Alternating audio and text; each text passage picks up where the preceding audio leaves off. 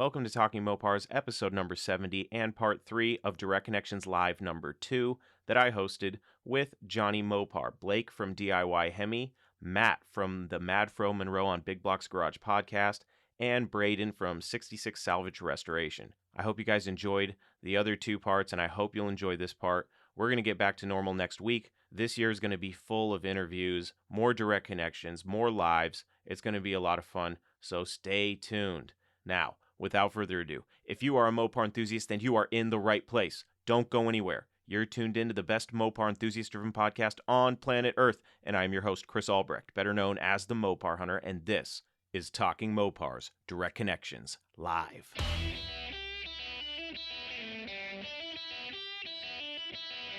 You're listening to Talking Mopars with the Mopar Hunter, your direct connection to all things Mopar.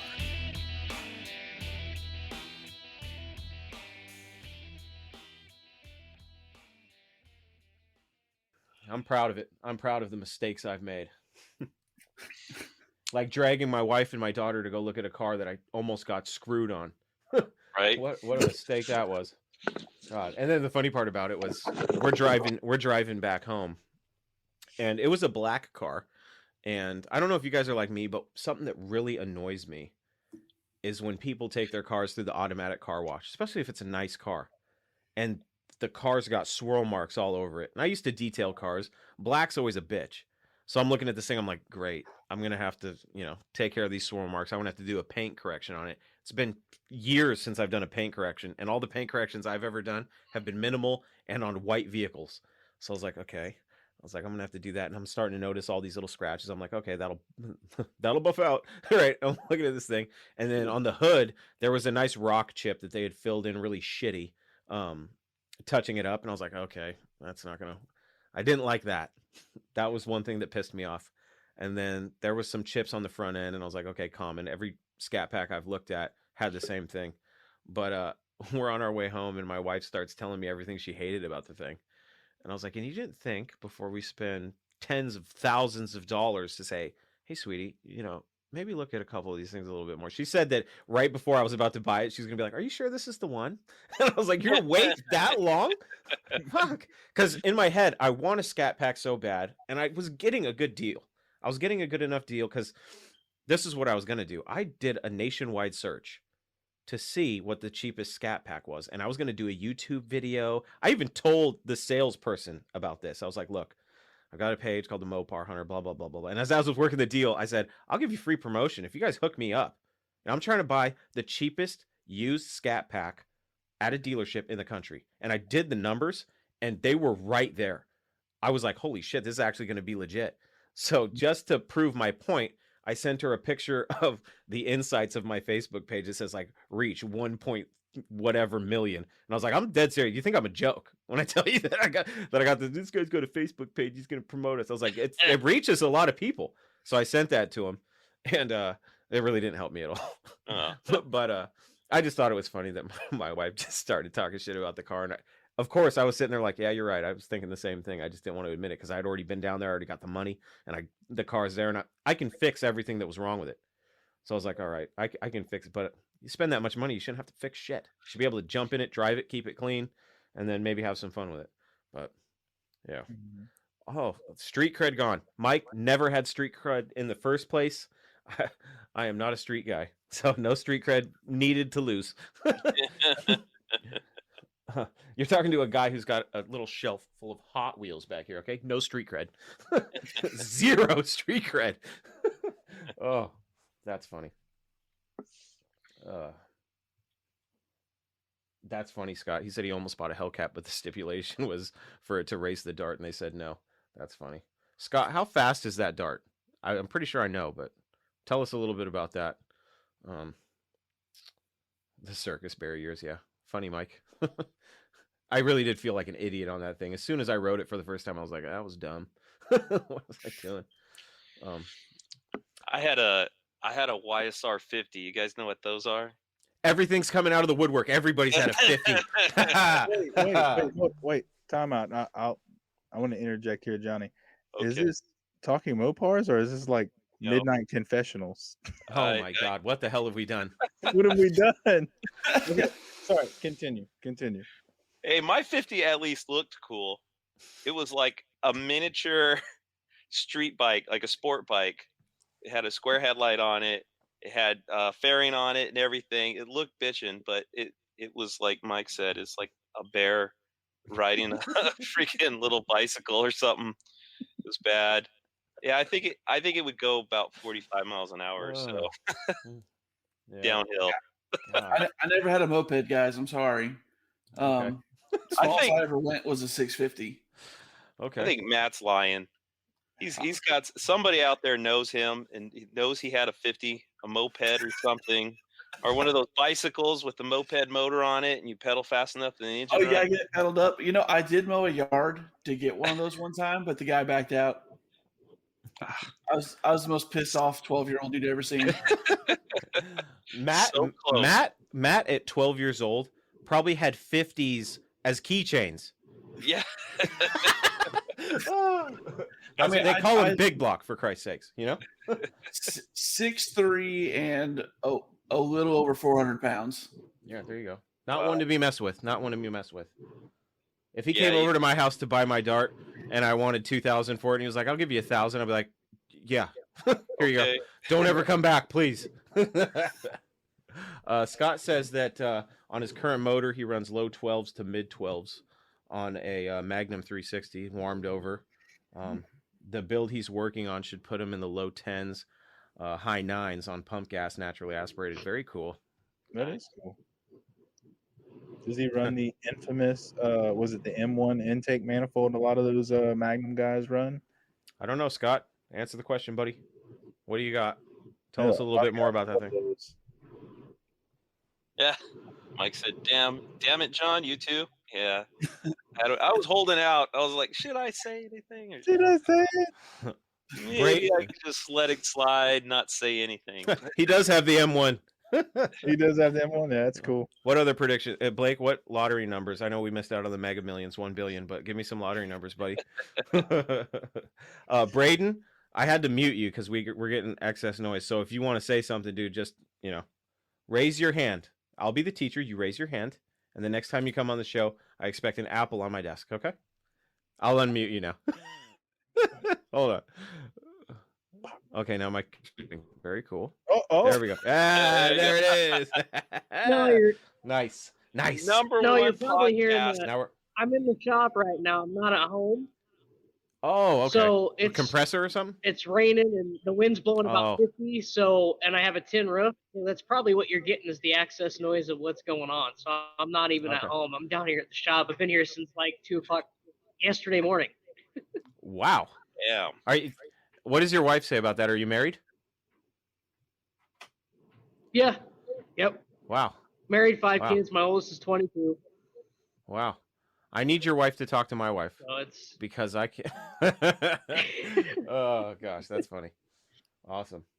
she helps out with my marketing. So Nice. Have you done any Yeah, work I'm with kinda- the modern it's already, Mopars? like- Or? not too many. I mean, cold air intake swaps, doing the bigger throttle bodies, but really not really. My demand for my shop literally is in my shop name. So it's pretty much just old school muscle and Yeah. anything from 602 to 604, crate motors for modified sportsman, dirt track, and mud bog, and muscle cars. So it's a wide, vast variety of things I do, but not really anything in the newer department now. How long you been doing it?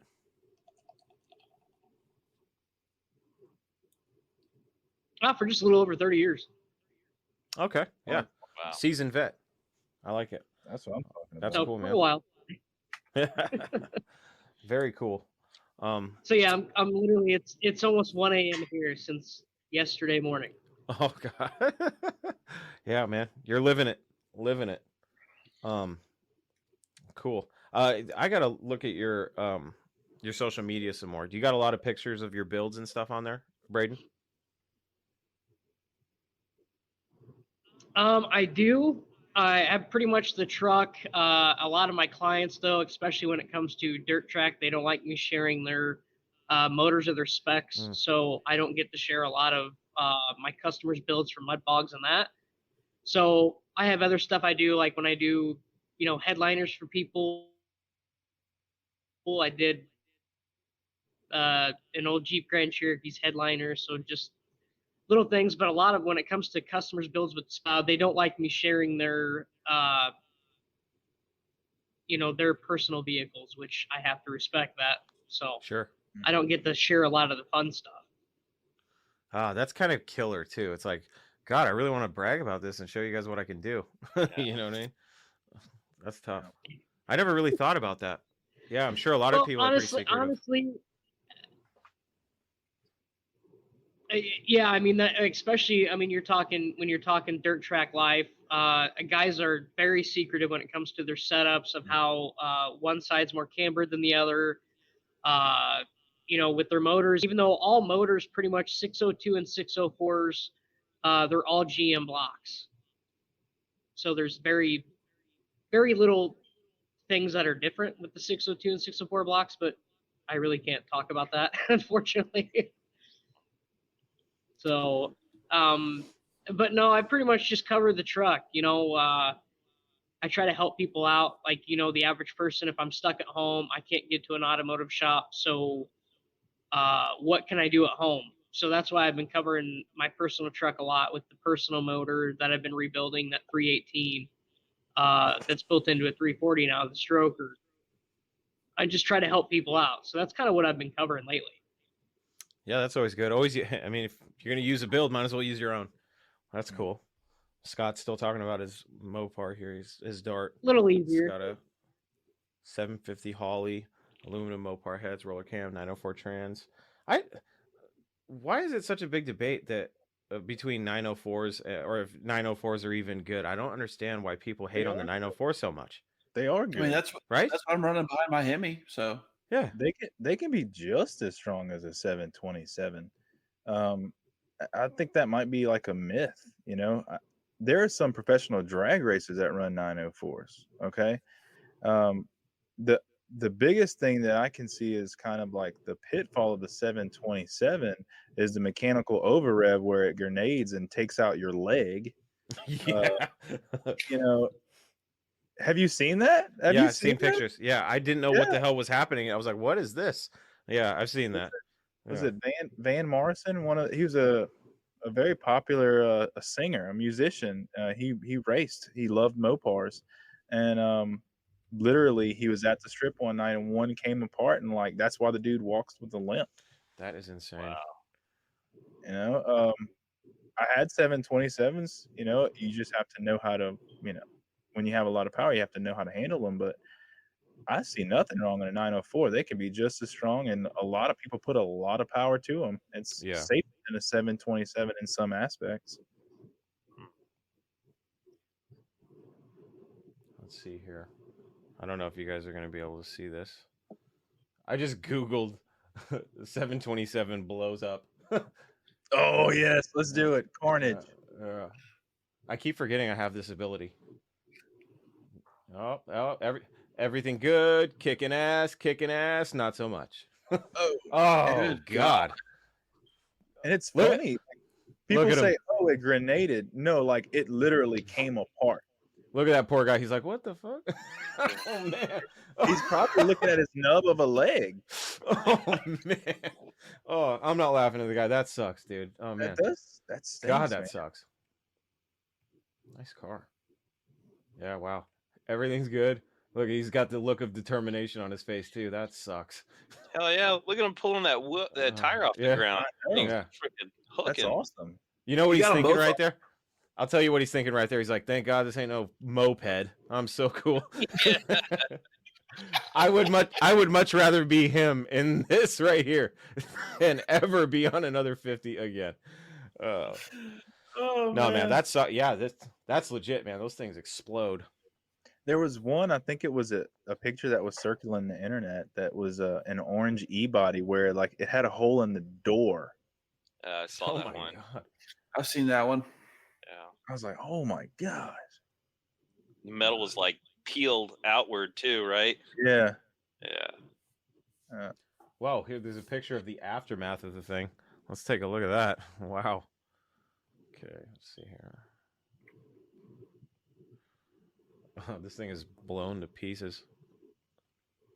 Chris says, need a bolt-in Sprag. Look at that thing. Wow.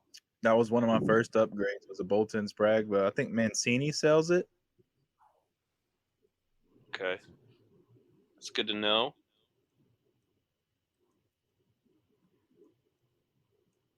They say that, and it helps to use the deeper oil pan and filter from like the 46RH or something, like the truck transmissions that came out a little later. It's a direct swap, the deeper trans pan and the oil filter. Okay. It helps kind of prevent some of this. Wow. That is insane. And how does the pan prevent that? Runs cooler. I mean, Oh, okay. you know, you want lower temps in the transmission. You know, heat builds up. I mean, heat is energy, you know? Yeah. A-bodies only. Represent. Oh, yeah, There look you at that. Whoa, yeah, there it is. Oh, my It's, God. Crazy. I'm telling you, 720. Look, if you don't have it built right, you better have a set of stones.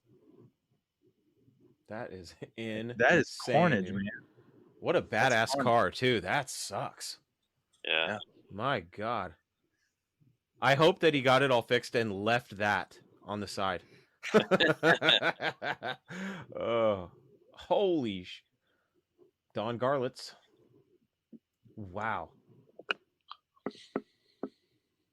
That is crazy. This is probably really boring for the people listening. Sorry, guys. We're looking at explosions right now. Yeah, so 727. Good luck. All right. Stop sharing. Okay. And we're back. All right, God, we've gone almost 2.5 hours, fellas. That's a long time. Oh, wow. Awesome. Scott says that's why you use a transmission shield / blanket. Yeah, no Yep. kidding.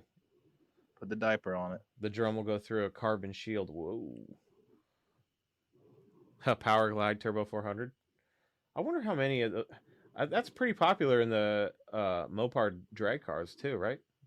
The Power Glides, the 2 transmission. speeds. Yeah. Yeah. Well, here's something I don't get. Okay, you know, crossovering LS to Mopar is there's a couple companies out there. I think Silver Sport Transmissions is one of them. They offer a 4-speed automatic kit for Mopar, and it's like, oh, that's interesting, electronic 4-speed, you know. But then when you look at it, it's a GM 4L60E. It's probably the worst transmission GM ever made, and it's like, I remember when I was in that arena when I worked at that LSB shop. I mean, it was the eternal joke how bad the 4L60E was, and people are bolting them to Mopars and putting them in street rides and stuff like that. And maybe Silver Sport has worked some sort of magic, but I remembered even built what they called quote unquote built ones. Oh, level 5, so forth and so on. Can hold 600 horsepower. They didn't last at all. They just came apart. It was just not a good transmission. The GM guys, they ditch those right away, and they go to like the 4L80E, which is like the heavy duty version of it. And the ones that were in like the 3/4 ton trucks, those things. They didn't even mess with the 60E because it was just kind of known internally as the garbage transmission. So it's kind of interesting to see people putting them behind Mopars. Yeah. Mike is just talking shit over here. Okay, we're gonna keep this guy in line. Mike, you should have just came on the chat, dude. We're having a good time. Yeah, here. man. You should have just jumped on the show. What are you doing? Spice it up.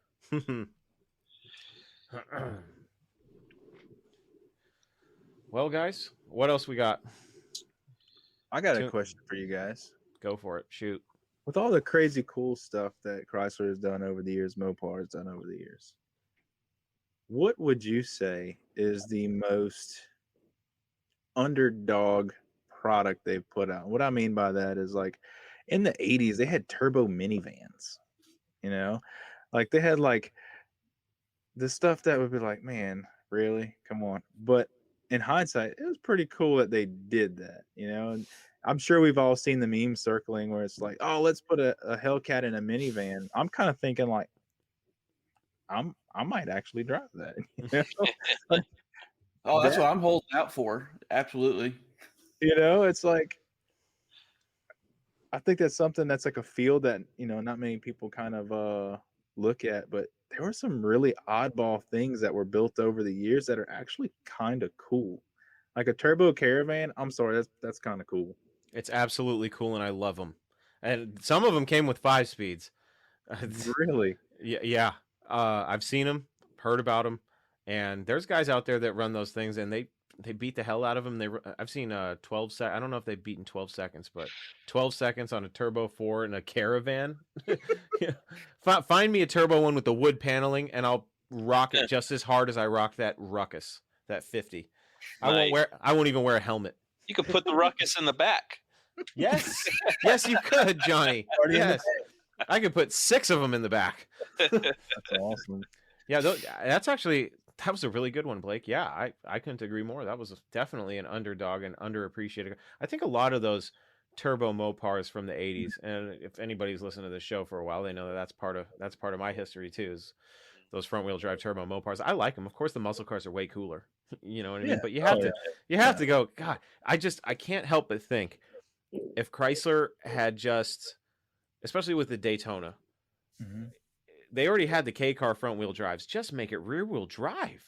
They could have really had something with that Daytona, because I love them. I love the way they look, especially as they got newer. They just had great lines, and I could see where they were going with it. And I was like, God, really looks cool. And it's such a shame. It was such a shame, so much so that Direct Connection even came out with the conversion kit to turn it to rear wheel drive. So I hope, and I've talked to some people, and there's a rumor, but I don't know how true it is, so I won't go into too much detail. But supposedly someone was going to remake the kit. One of the guys who Hemi swapped a Daytona, was talking to a company that does a lot of, we'll just say, like mini tub parts and chassis parts, made of metal. I don't know what I'm talking about. And they were supposedly they were going to put together a kit, and I was going to reach out to them. I haven't had the chance yet because I wanted to see how true it was, because I've got a few Daytonas laying around, and I would love to make one rear wheel drive, because that, I don't know if you guys have seen it. It's like a 90 or 9, I think maybe it might be a 91 Shelby Daytona. It's black and it's got a Hemi in it, and it's awesome. It is awesome, and it looks. If go find the pictures of it, the thing looks like it was built from the fact. Actually, what am I doing? Let me see if I can find the picture. Was that first generation of them? The one that I saw was the second generation. You'll see. Hold on. Okay. Well, keep I mean talking. the first generation of when Shelby got involved.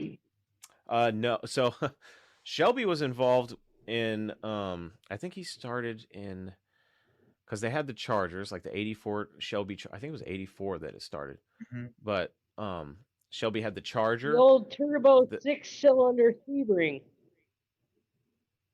The what? I'm sorry, I didn't hear that. Cylinder Sebring? Is that what you said? Yeah, the 6-cylinder Sebring that was the very rare that he helped out with. Huh. Really? I didn't know that. It was That's a little news to me. 2-door sport package. It was a 6-banger turbo that Shelby helped out and built. I can't remember the name of it though for the life of me, but it was a little Sebring. Interesting. It looked like an actual, the Sebring he helped build looked just like the old '84 Mustang with the old hatchbacks. Oh. I just can't remember the name of it for the life of me. Huh. But it was a little 6-banger turbo. It was a Shelby special. What was I'm trying to think. I'm really drawing a blank here. Maybe it's because I haven't eaten in 14 hours. Gosh. I'm gonna have to look that up. What was the Shelby car that they did? It was like the K car era. It was the CSX, based the off of CSX. Shadow. That's it. The CSX. I have one. Yeah, one of my good friends, he has one as well. Nice. It's like one. They only made like 500 of them or something. Very, very low numbers. Yeah, they're definitely numbered cars. The funny part about Shelby's is even after Carroll Shelby stopped working with Chrysler, I'm going to do an episode on this, on the whole Carroll Shelby Chrysler era. Even when he stopped working with Chrysler, they were still using his name on cars that had no components. They used the name Shelby on these Daytonas, but there was nothing Shelby about him. It was really funny how they were like, well, he's gone, but let's still use his name. Like, Yeah. Wow. that was a jerk move, I'll tell you that. But let's see if I can share my screen here again. Yeah, I think While you're doing that, you know what I thought was cool was the little Chrysler Conquests, which were rear-wheel drive cars. yeah. And Those are turbocharged, awesome. right? Yeah. Yeah, The and then when they Mitsubishi did, era. yeah, they did the bulged fenders and quarter panels, around the wheel wells and stuff. I think the first year didn't have that, and then they went with I guess you'd call it a wide body, but Whoops. Sorry, I guys. mean they were there. It's like, why didn't they just carry that into the Daytonas? That is slick. What just happened? Hold on. So this is the Daytona I was talking about. It's just a really well built. I mean, I'd probably choose different wheels myself, but Yeah. it looks Well nice. put together. Yeah, it is clean. But look at how this engine looks in this engine bay. They Wow. hey, I'm amazing surprised job. it fit. Mhm. It looks like a monster in there, doesn't it? It looks Yeah. insane. Does. But yeah, just they were great. In my opinion, they were great looking cars. I agree. And it is a damn shame that they didn't come from the factory with little, 318s or something. Because at the time, Shelby also worked on the Daytona. Shelby worked on the Dakota, the truck. He had a Dakota truck with a 318, and it was like the first. It was like the next generation of Little Red Express, where they're like, let's build a performance truck, and they built that thing. It would have been cool to just stick a little hopped up 318 in one of these things, even, and gosh, that would have been cool. But yeah, this car, just really well put together. I love it. So educate me on those Shelby Dakotas. Weren't some of those convertible trucks? No, there was a Dakota Sport convertible. They were Shelby? badass. I had one. They're badass, definitely. The Snowbar auction that you guys probably have heard me talk about a few times, that guy had he had multiple of them. I forget how many, like 4 or something like that. Wow. And they all went for hundreds of dollars. They were all beat, but they were still workable. You know what I mean? Mm-hmm. I really wish if I had more money that day, I definitely would have bought one of those because they went for hundreds of dollars. And Well, that's cool. they're definitely cool trucks. But God, that just looks so badass. And I've got a few Daytonas laying around. Who does that? Like, who makes a convertible pickup truck factory? That's just so crazy, but it's cool. The Chrysler, in the boardroom, they were all sniffing coke, and they were like, "Well, we did the turbo van. Let's." Anyone ever seen a convertible truck? Let's do it. Yeah. Chris says to find the red Daytona with the 6.1. Oh, the red Daytona with the 6.1. Red Daytona 6.1. Mm-hmm. Okay. My am I cutting out a lot? It feels like looking on the internet is cutting me out. So here's an interesting tidbit of information, talking about, 6.1 and looking at that picture, it reminded me that actual 6.1 intake manifold, the aluminum intake manifold that you see in that picture there, flows better and is a more of a performer than the 6.4 Scat Pack intake manifold. No, I've always thought the aluminum one looked cooler myself. It looks great. It's a great look. But it actually flows better. It's a better performer. I wouldn't say flows better. Because of the runner shape and everything, it actually performs better than the 6.4 intake manifold. Let's see what happens when I try to play a video. I'm curious. This is YouTube. Rear-wheel drive Hemi V8 swap Dodge Daytona. Yeah, just real quick, I know Mike he was telling us about this. He came across the guy that was local to us that was that worked for Chrysler. He's got a bunch of like paperwork or whatever. Anyway, he was saying that they paid Porsche to help with the R&D of their turbo program. Chrysler did. Wow. I think I heard that there was some paperwork and stuff found at like an estate sale, right? That's what you're I saying? think it was something like that. Yeah, That was I think he crazy. still has all that stuff. All right, let's see what this thing sounds like. I don't know how crazy this volume is going to be, so I'm just going to turn it down a little bit. Whoa. That looks like a lot of fun. Jeez. Can you guys hear that? No. I don't know any audio. Oh, you can't hear it? Okay. I guess I'll save it for myself then, because it sounded really cool. Okay, I don't know what the hell's going on here. What are you watching, Chris? I don't know. promoting other people's stuff, I guess. Yeah. Yeah, cool. Yeah, that's the one that was really clean. The black one was clean. This red one was the one that was like, because he kept it all stock looking. It's badass. I wish there was more pictures of it. I mean, even if that's a base 6.1's 425 horsepower.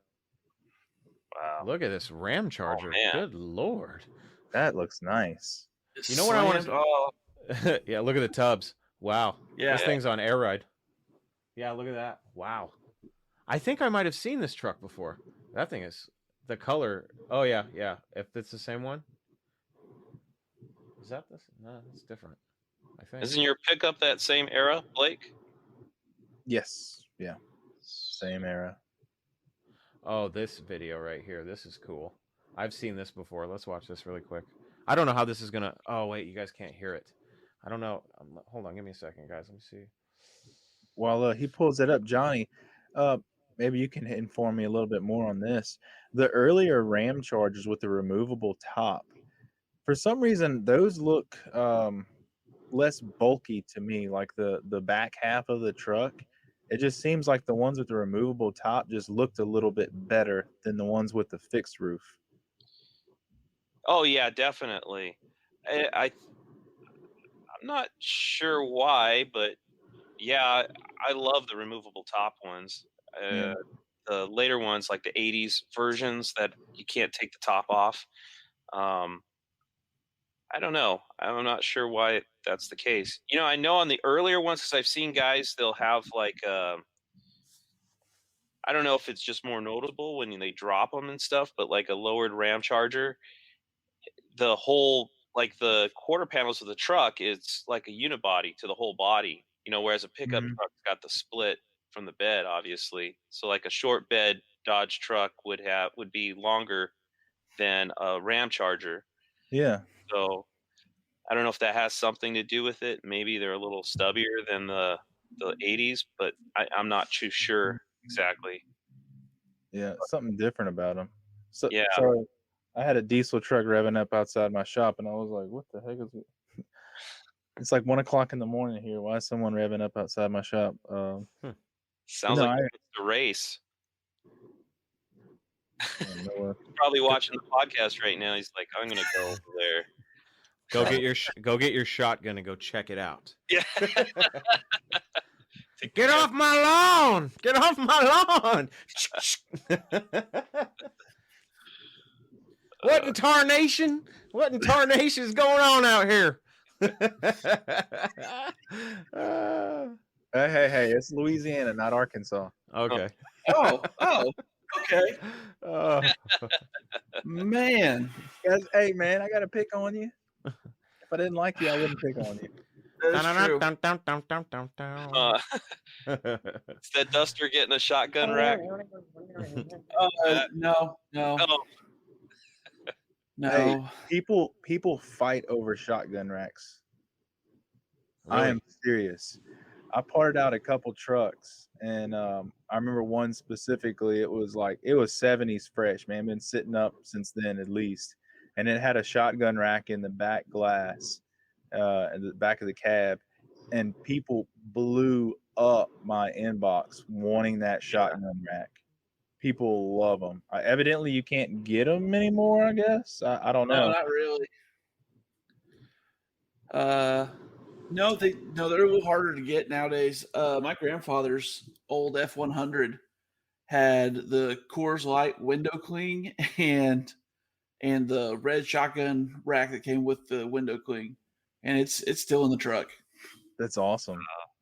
I didn't know this trick. I'm experimenting with it. I'm still new to this live stream stuff, so keep the conversation going, fellas. I'm just checking some stuff out. You can bring it when I bring stuff up. You can talk about it too. I didn't realize. I see this big button that says show, and I'm like, oh, I wonder what that does. Click on it. It comes on the screen. Stupid. All right, this is gonna change the game now. Oh yeah, now we could actually talk Yes. to people. All right.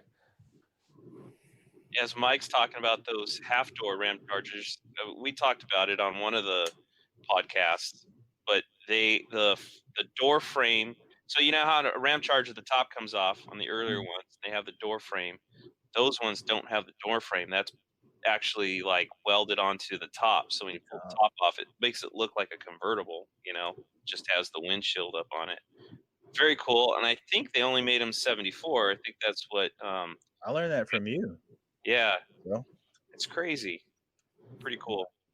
now, having experienced that and knowing about the intricacies of it, I had a K5 once years ago.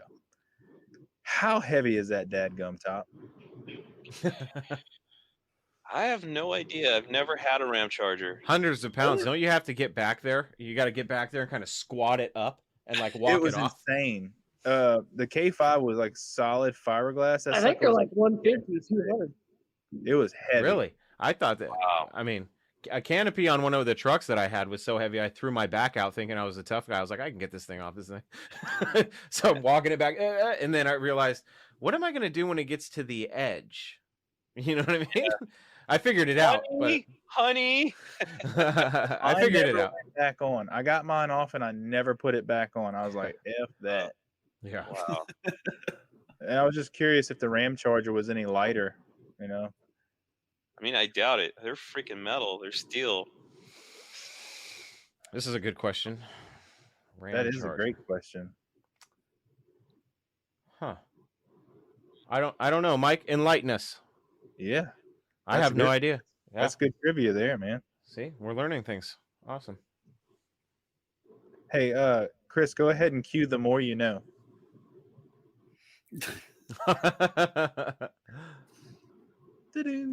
No, that's a good question. These are some really good stuff. Let me do some research here. I gotta find out. The Rhino. Okay. The Rhino. I have heard that. Yeah. Yes, I have heard about that. I didn't remember it, but yeah, Oh, wow. that would have been a badass name. Yeah, it would. Oh.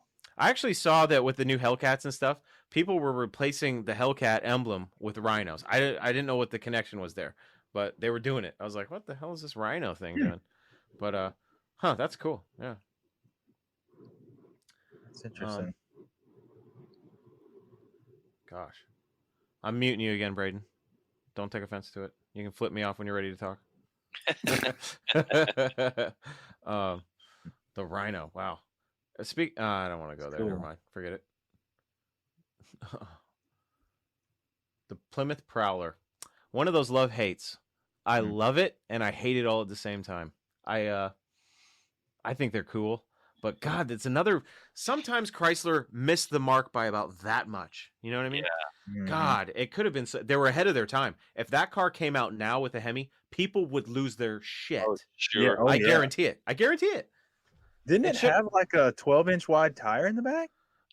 I don't know if it was 12-inch. I know it was a monster. It was so ahead of its time. Yeah.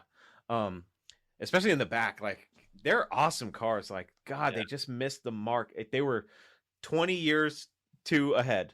You know what I mean? The interior sucked. The engine sucked. But God, the look, if it came out today, like if that could have easily throw a Hemi in there, update the interior, throw it as a concept, and people would have loved it. Yeah. So I'm changed. When they first came out, I remember back in the day, I just looked at it, and I don't know if it was because they were expensive cars, and obviously it was not practical at all. Right. And we used to have guys that would come in, they'd buy them, and then they'd buy the matching trailer, and they had their just obviously very well off. And that's as bad as a 50 if you got a matching trailer for your Prowler.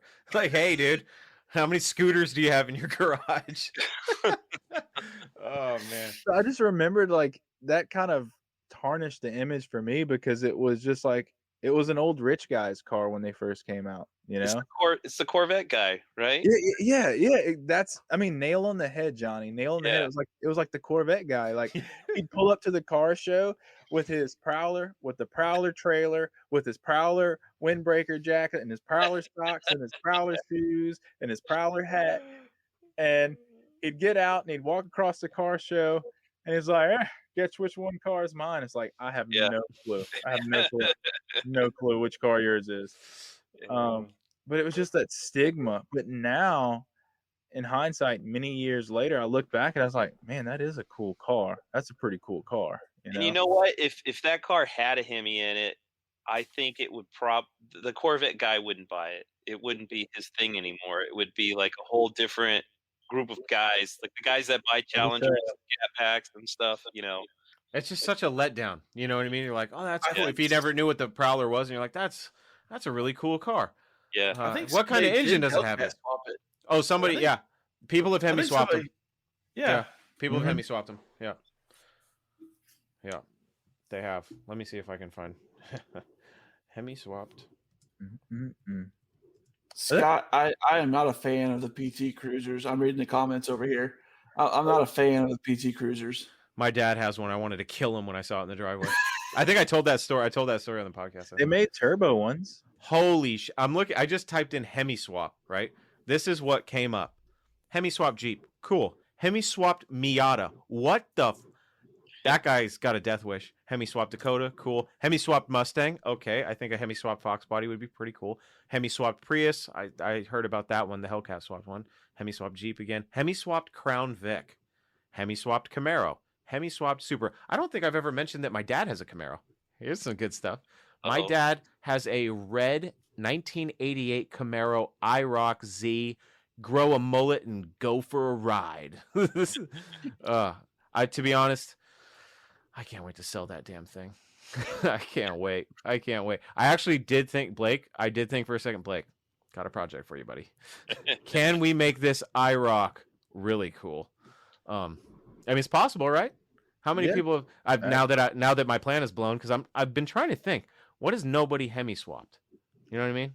We think about that a lot. So, just trying to learn and grow with YouTube and kind of get a good following. We're like, hey man, what's our next project after the low buck Hemi truck?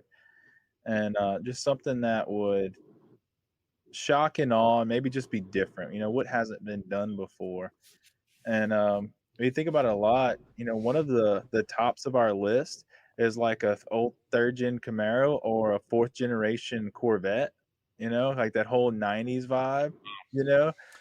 So we thought it would be super fun to like go Miami Vice, right? So Hemi swap a C4 Corvette, get us some like white leisure suits with like these gaudy like gold medallions hanging from our necks, and just tour around town and just like try to get in as much trouble as we possibly can with this old 90s Corvette. Yeah, I can dig it. I can too. I love Mopars, don't get me wrong. There are some cars outside of the world of Mopar that I'm like, it could be cool with a Hemi in it. And one car that always had me as a kid, the shittiest ones they made, the early 80s Corvettes, the 1980, 1981, 1982 black. When I was a kid, I saw one. I was like, Dad, it's the Batmobile. Holy shit. I'm a kid. So in my head, I'm thinking Michael Keaton's in that mother. You know what I'm saying? Like, there he is. I every time I see a black one to this day, I'm like, I still get that. God, the fenders, just they're cool. They're cool looking cars for pieces of junk. But I think one would be great with a Hemi. I think that would be real fun. And if you want to Hemi swap a 3rd generation Camaro, I got one. Yeah. We want something weird. Just off the to wall. show how versatile the engine is. We want to do something that just it's off the wall. Here's a challenge. That's what we thought. Challenge. Okay. Either create any local classifieds, Blake.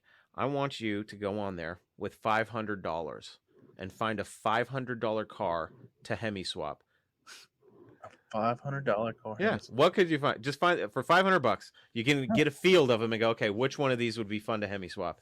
$500. The $500 Hemi I know swap. I know a perfect good one. Shoot. What do you got? Go for it. 1984 Ford LTD. That would actually be pretty cool. Oh yeah, that's the same platform as a Fox Body Mustang, Oh. right? I think so. No, Yeah. am I thinking of the Ford? The LTD was like the cop car, right? Yeah, Yeah. that's the full size. It's a cop car. I was thinking of the Ford Fairmont. Yeah, That's they originally Oh. had the old Thunderbird engines in them, and then most guys started doing 383 swaps. I'm getting on Craigslist right now. Ooh, Chris, I like the way you think. Yeah. DeLorean? that's it, dude. What? DeLorean. F me running. That is a great idea. You know, if Oh I my had God. that, I Wow. would only drive it from time to time. Oh, get out. That was a good one, Blake. That's funny. You go with a Hemi. Oh yeah. Crown Vic with a Hemi. Yeah, when I We could say searched it's Hemi ahead of swap, its time. there is a Hemi swapped Crown Vic, actually. That's Okay. what is the craziest? Cars. Yeah, now we're talking. Yeah, Live hunting. I like it. Live hunting. You know what sucks about Craigslist in my area? Nobody uses it anymore. Like, Really? it's nothing but like dealership ads and like links to eBay or something. Like, it's like almost no one posts on Craigslist anymore in my area. It's like Well, everybody. they charge now. I'm like, what are you doing charging, Craigslist? You're out of your mind. So, like, when I've posted stuff, and I know other people use this trick when you post cars now, instead of posting it in the car area because they charge you, you post it in the parts area. So, like, if I was going to post my Dart, which I Mhm. might, that thing's still pissing me off, but that's another story. So, you go in there and someone will be like, Mopar parts plus 69 Dart. You're like, oh, I see your, and then they'll throw the parts in the beginning, and at the end, will be like, I'm actually selling a Dart. So if you want a Dart, you get all these parts with it. That's pretty I got crafty the way they cursed do. out that way, Chris. When I first posted my 70 Grand Coupe on there a couple of years ago, or 8. I mean, it wasn't even that long. It was like a year ago. I put it in the parts and accessories, like you said, to avoid the $5 and all that stuff. And people were emailing me, "This is not a parts and accessories. This is a whole car. You're gonna go to internet hell." Blah blah blah. And it's like, okay, wow, you have way too much time on your hands. Right. Like, they were chastising me for posting it in the parts section. Before they sent you that email, they had to dust off their fingers of the Cheeto dust all over them. I get it. Yeah, that's funny. Gosh, Johnny, Yes. we'll start with you. Name one crazy car that you would think would be insane with a Hemi swap. Go. Pantera. Great idea. Holy shit, that's a great idea. Great car, great Wow. band. Great Yeah. idea. Brayden, you're up. What do you think? Pontiac GTO. The new one or old one? Newer one, I should say. Old one. Okay. Old one, however, new one would be all right. Yeah, that's a great idea. That would really put a Hemi in a new one would really piss some LS guys off. That would be great. Big Block, you're up. What do you think? Man, 71 Probably is. Duster. Oh, I'm doing Johnny. it.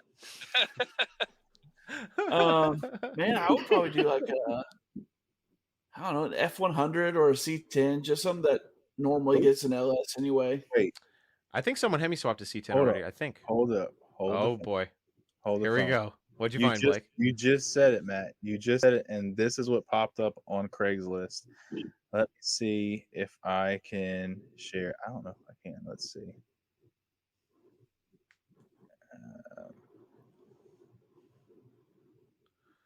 All Now right. I asked the question. I'm trying to figure out what I would swap. Okay.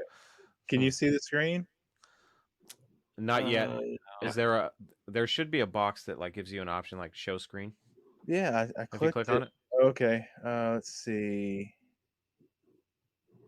All right, I'm gonna share. Wait for it. Okay, wanna- it's grayed out for me for some reason. Oh, It won't weird. allow me to share. Maybe I'm not the host. Send me the link in our chat and I'll post and I'll show it. Oh wait, Alright. we got something here. Hold on. Oh, here we go. Here you go, Blake. There you are. Look, $500. It meets Chris's challenge. oh, It's an F1. Wow. oh wow. Woo. Wow. That's true. That would be a good one. Let's see how it doesn't look too bad. It is the perfect shit box to Hemi swap. For what it is, it's pretty good. You could probably sell it for more than $500 as it is right now. You know what I mean? If it's got some good metal on it, the window's probably $500 alone. I mean, I don't know much about Fords, but maybe we could fit a Hemi in there. No, it's Shit, got you could plenty put of turbos potential. on it. That thing's got a huge engine bay. Yeah, no kidding. Look at that thing. Interesting. I've seen one of those. A guy swapped a 440 into it, and it was like, wow, there's still a lot of space in here. With a 440? Yeah. Jeez. Let me see if I can get a. Oh, those things are so there we wide, go. it's ridiculous. Yeah. They're huge. Huge engine bay. I'd have to Ace Ventura it and like stick my head out the window to see past the broken glass. That is actually pretty cool.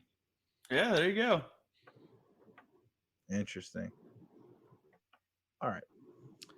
Okay, I guess I'm up. I've actually I got wanna a see clear more- glass that might work. Really? Hmm. Brayden with all the parts. What do we have here? This son of a bitch. You got spammed. I got spammed in the chat. I'm pissed now. Who is this? What the? Himanshu Sharma. Oh, I got your number, bro. What in the is this guy thinking? Wow, I was not. Can I get rid of How this? I got the cure Oh! from HIV. You can't see it, but it's delete comment and block user. Hey, shithead. See you later. Wow. It's all automated. Yeah.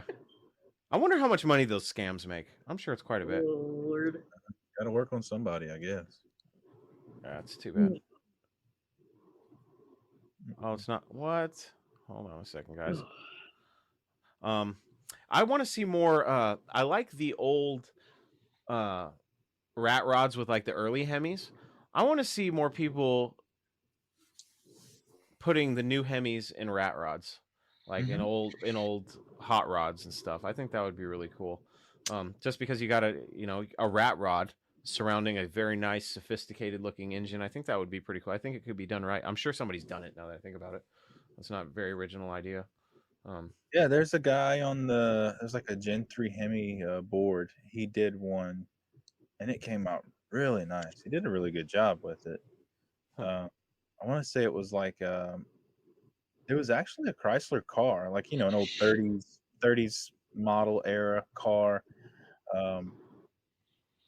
Did a really nice rat rod setup with it, and I don't know, it blows my mind when I see what some of those rat rods go for. It's like 30 to 50 grand, and it's like, Damn. oh, wow. That seems expensive to me. I don't know, maybe that's my take on things. For a rat rod? Yeah. Yeah. Yeah. I think that's pretty expensive. Yeah, that's insane. You could build a nice B-body for that kind of money. Mm-hmm. I think my favorite vehicle mentioned. I didn't even think about a DeLorean. That would be rad. Cool. God, that would be pretty bitchin', as Jonny would say. I still want to get Jonny a line of T-shirts that just say "bitchin" and all of Johnny's little catchphrases, or one that just says $100 on the front, just a dollar sign or the dollar sign, and then 100, and then on the back it says "bitchin." $100, bitchin'. Mm-hmm. You're gonna wear that to SEMA, Jonny. You're gonna wear that, and I'm down. yeah, we're gonna sell Johnny's T-shirts. It's gonna be fun. Man, guys, we've gone 3 hours. 3 hours. Holy That's insane. And you know what? That was fun. Had a lot of laughs. It wasn't all Mopar, but it was a majority Mopar, which is what counts. But hey, we're real people too. We got lives. Right. Yep. I just like talking with my buddies. That's all there is to it. Right. And you never know what kind of gold you can mine out of these conversations. You know what I mean? You never know. We learning So- some new stuff. I love to see the comments pop up in the window, so it kind of helps include everyone in the conversation. I think that's pretty cool. Yeah, Yeah. we're definitely going to be doing this again. And now that I know that, because every time, I'll be honest, every time I've done one of these lives, especially today, because I'm an idiot. But the first time I was telling Jonny, I was like, I'm trying to figure this thing out last minute. And like I had problems with scheduling it and getting it to share on Facebook. So this is the second time that I've screwed it up. but next time I'm gonna be promoting the next one probably a week in advance, and it's just hard when you have so many people. The four of us, and we got Brayden on, so that's five. Trying to coordinate a good weekend or something. But if the more we do, the more we can get more people on, and the more we can figure it out. So I think we should keep doing this. But I think we're gonna call it 3 hours worth of podcasting. That's like 3 weeks worth of stuff. So I got to find 3 cliffhangers, right, Johnny? That's right. Maybe now I can actually get caught up on my friggin' podcast. Now that I'm not spending so much time doing stuff at work and trying to find a scat pack that. All right. Anyways. Well, if you make them half-hour episodes, shit, you got. God, I can't do that to the people, but I know that people like whenever I do a 20-minute episode or a 15-minute episode or anything shorter than 45 minutes, I usually get 1 or 2 people that are like, "What happened?"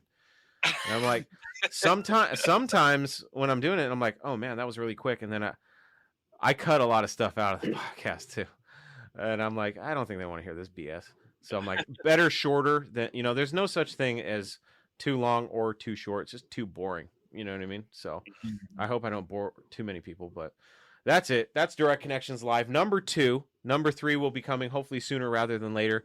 I want to get more people on because we got plenty of room. More people can jump on. So, Yeah, but that's that's partially my problem for not doing right by promoting it. But I'm glad, because I'm starting to learn more about this platform and how to make it more interesting. So I got to figure out how to get sound for the videos and all that stuff. But it was fun. Thank you guys once again for joining me. It was a good time. Absolutely. Cool. Thank you everybody that joined us in the chat and anybody who watches this video in the future. I hope you enjoyed the show. Why don't we do a little round table? Tell us who you are, where people can find your content, what you got going on really quick. Jonny Mopar started off, then we'll go Brayden, sorry. It's been 13 hours, buddy. I have not eaten. Brayden, Big Block, and then Blake. Go ahead, Jonny. All right, I'm Jonny Mopar. I've got a YouTube channel wrenching on some old school Mopars. So come on over, check me out, and follow along. Also, I'd like to send a shout out to another YouTube buddy of mine. His name's Mark Ingram. He goes by Bigfoots and Mopars. And the N, it's not and, it's N. So Bigfoots and Mopars.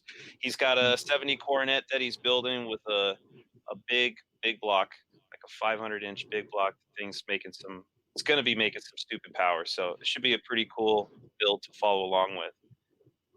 That's it for me. Awesome. Brayden, you're up. There's a little bit of delay, so we'll just wait until you go. Go ahead, buddy. All right, name is Brayden, founder, owner of 66 Salvage Restoration Speed Shop. You can pretty much find me on Facebook, Instagram, YouTube, Twitch, Twitter, pretty much all the main major social media sites. I just try to help people out on do-it-yourself projects at home, or you can come see me, visit me in my shop. I have merchandise up for sale, stickers, decals, shirts, the whole works. So that's pretty much me and my shop in a nutshell. Nice. Thank you, Brayden. Big Block. Matt, you're up. All right, you can find me and my guys under Big Block's Garage on Instagram, Twitter, Facebook, YouTube, just about everywhere. Shows Mad for Monroe. We have an hour-long episode weekly, and then right now what we're doing on YouTube is showcasing the body work and restoration and crunch time for Mo Party. You can do it, man. I believe. Blake, you're up, buddy.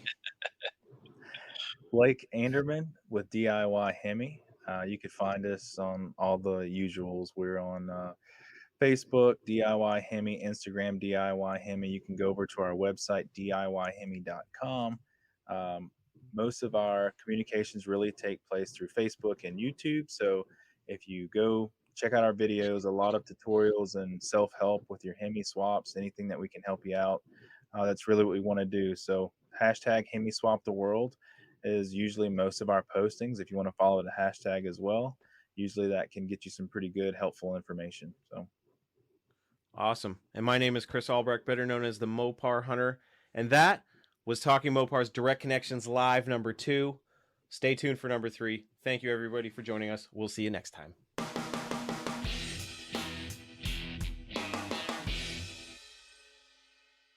There you have it, my friends. Another episode of Talking Mopars is in the books. For everything you need to know about this podcast or to listen and subscribe to the show, please visit talkingmopars.com. And don't forget that you can send me your Mopar stories, questions, comments, complaints, suggestions, and everything else on your Mopar-addicted mind to chris@talkingmopars.com, or leave me a voice message on my voicemail box at 209-28-MOPAR to hear yourself on the show. Finally, a very special thanks to my friends over at hemipages.com, Chuck and Matt McMurray. Definitely check out their work. One last thing before we wrap it up here. There are a couple of ways that you can help support what I do here on Talking Mopars and the Mopar Hunter too. The first way is by jumping over to the website, talkingmopars.com, and checking out the Talking Mopars merchandise shop. There you're going to find all the current Talking Mopars merchandise, so go give the merch shop a little look-see and possibly grab yourself or even someone you know something cool. The second way to help support the show and my work is by going to the Mopar Hunter Facebook page and becoming a supporter.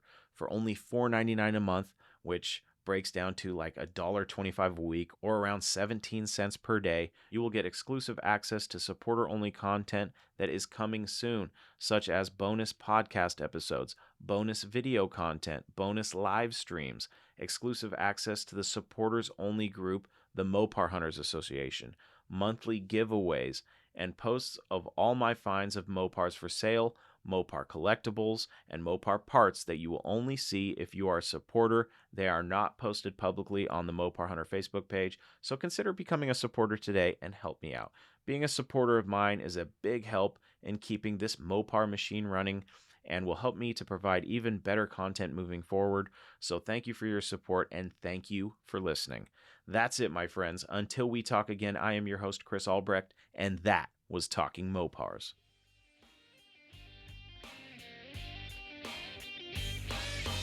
Thank you for listening to Talking Mopars, your direct connection to all things Mopar. Until next time, remember, no Mopar left behind.